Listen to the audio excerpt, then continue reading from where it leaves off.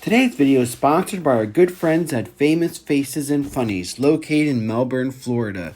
Check us out on Instagram, Twitter, and Facebook, as well as our friends at Docking Bay 94, located in Boca Raton, Florida. Check us out on comicsandgames.com, and remember, shipping is nationwide. And lastly, Ian's Displays and Accessories, the best stands for iconic Hasbro and Kenner G.I. Joe Star Wars.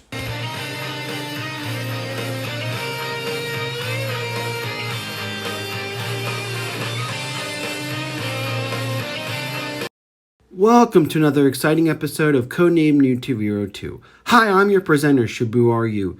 Today we're going to do another retro playthrough for Gunbird 2. Gunbird 2 was released in 2000 by Capcom. This scrolling shooter or shoot 'em up can be a bit on the pricey side in the secondary market. And now I've seen original complete copies of this game go for over $100 to $150 and sealed examples over $300. Two factors can be attributed to this. Number one, it's a pretty beautiful example of Japanese shmups. And number two, not too many copies arrived on our shores. As a grown man, there is no way in hell I can justify spending over $100 on a freaking video game. And that came out in 2000. What I hold in my hand is a professionally made burned copy of this elusive title. Sadly, one of the Dreamcast's strengths is also one of its weaknesses.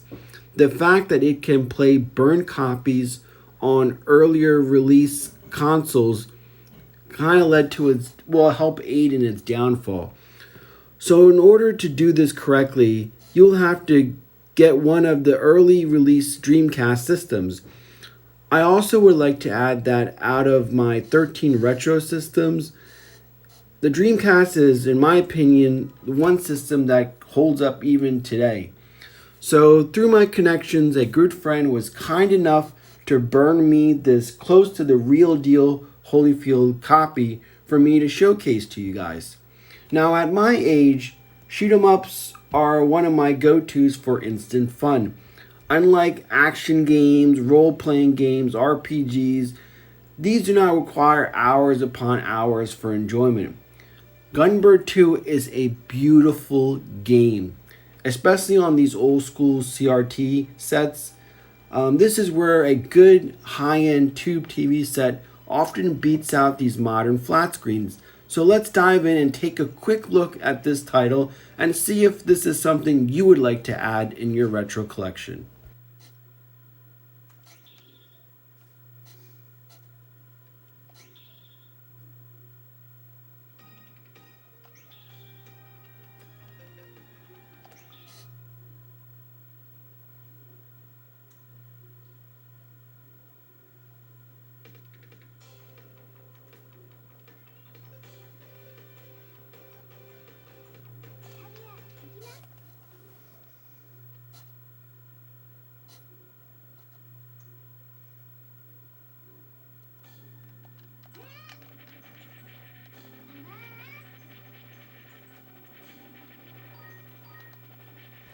Now, if you're new to my channel, my regulars can attest to this. I actually like to show this crude way of showing these retro games where just taking a video of the, and looking at the CRT set.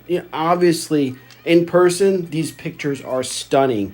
And because of CRT sets, they may not look as good on your end, but in reality, they're phenomenal. But I wanted to do this instead of doing a video out and all that stuff, just to give a more a feel for it. You're sitting there like back in the day next to me and we're playing this game together like I did with my friends growing up. So I wanted to continue with that experience, and that's why I do it this way. What makes Gunbird interesting, it's like you're not piloting a ship, you're piloting yourself, flying through and taking all of these power-ups and destroying this big boob pirate. And I think that's hilarious. So it's beautiful, quirky, it hits all the right buttons. And if you want to find the original copy, more power to you. But if you could find a bootleg copy of this, don't pass don't pass it up. Take full advantage of that. You know, I think that's the only way you're going to enjoy these rare titles that, you know, don't have that many quantities available. And it's just fun. And again, the guy who made mine, it fooled a lot of people. And you could see how, you know, GameStop got into trouble with this, with pirated copies, people sending GameStop pirated copies and getting money for them, and then sadly the next person who bought it, thinking that that was the original, got screwed over with the copy. And of course, these will never, like with anything, they will never leave, or I'll never do anything like that because, you know, I have class. But don't knock it. I mean, sometimes it's the only way to enjoy these titles.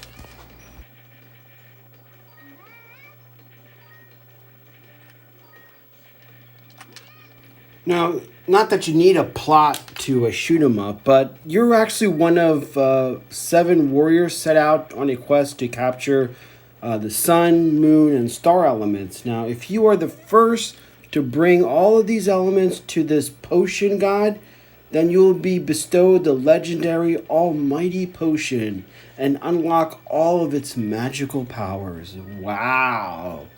The characters talk in Japanese, but it has English subtitles at the bottom. Now, on paper, everything about this game sounds so cheesy, but when you sit down to play, you're just captivated by it. And there you go with the big boob pirate. it's just, it's just being, it's kind of like being on a good trip. Like a good, I don't know, I never did acid, but I guess I'd imagine being on a good acid trip. That's the way I describe it. It's just beautifully done and just enough difficulty, and it just hits all the marks perfectly.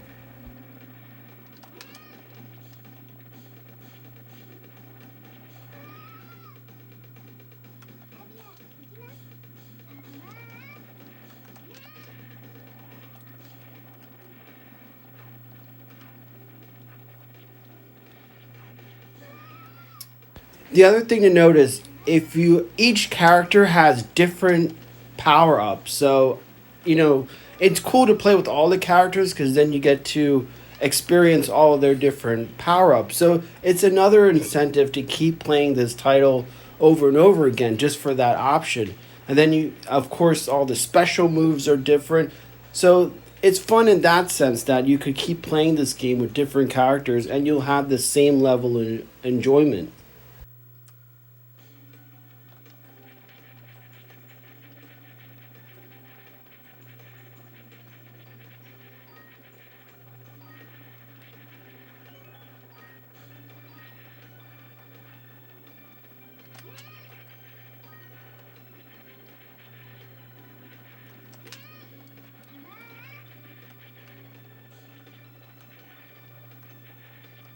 You'll see during this playthrough that I've successfully captured all the elements. Now, I got a little stuck at the end trying to bring them to the potion god or whatever, but that's where I kind of hit a snag. But I just wanted to give a basic, kind of like an overview of this game. I know there's gamer YouTube channels and stuff like that. I try to give a little bit of everything, whether, you know, the G.I. Joe comics that I always review, the toys, just enough content where, you know, if you're sitting there at home or you're at your desk, there's enough of a little bit of everything for you to sample and enjoy, because that's how I am. I like to have my hand in a little bit of everything, because you just sticking with one thing kind of gets bored. So I just like to do a little bit of everything.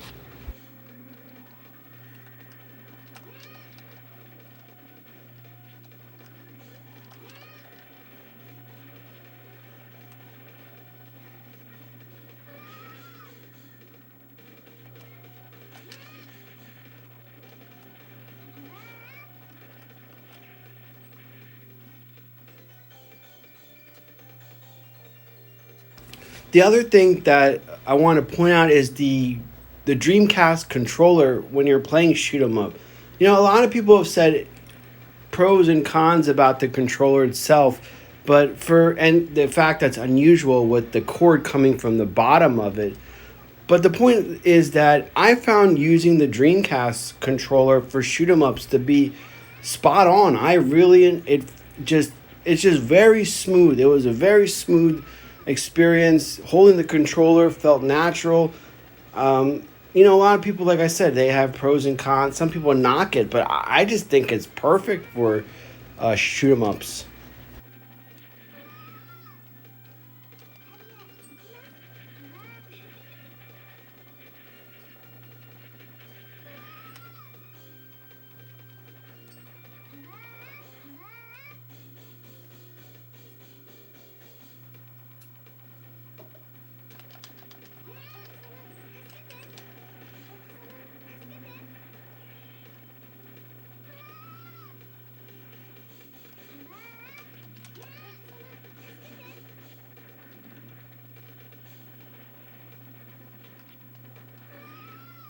Damn it.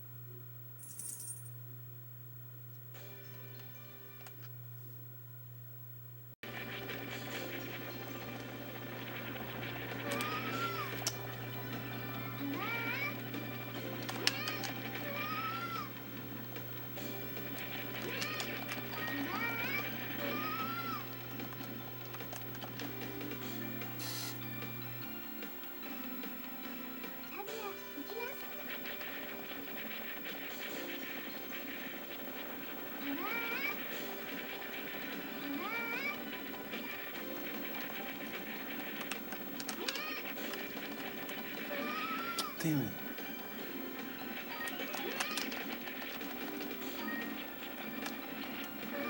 Damn it.